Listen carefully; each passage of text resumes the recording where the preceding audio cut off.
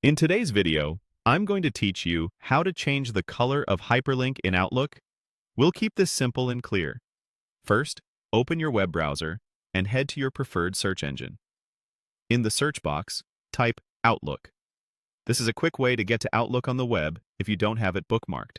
In the results, click the official Outlook website to open your mailbox. Once you're in, you're ready to work with the email that contains the link you want to change. Now, open the email that includes the hyperlink. For this process, you'll want to be in a message you're composing or editing, like a new message or a draft, so you can change the formatting. If you're looking at a received message, keep in mind that you can't edit the appearance of content someone else sent you. You can, however, apply formatting when you're writing, replying, or forwarding. With your message open, find the word or phrase that's already hyperlinked. Carefully highlight that linked text.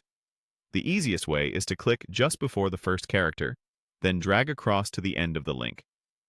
Try not to single-click directly on the link itself, because that can open it in a new tab.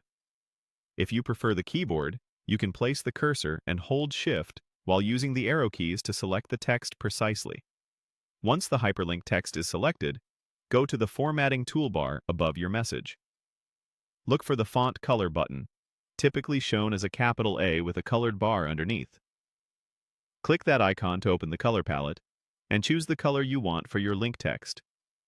You'll see the change immediately on the selected hyperlink.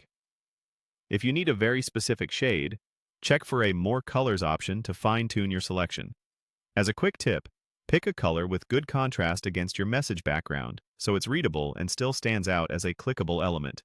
That's all there is to it. You've changed the color of your hyperlink without altering the actual link destination.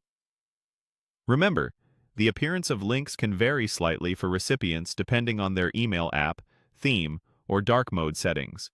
But setting the font color here gives you control over how it looks when you send it. If this was helpful, take a moment to practice on a draft so it becomes second nature the next time you're composing an important message. Thanks for watching, and I'll see you in the next one.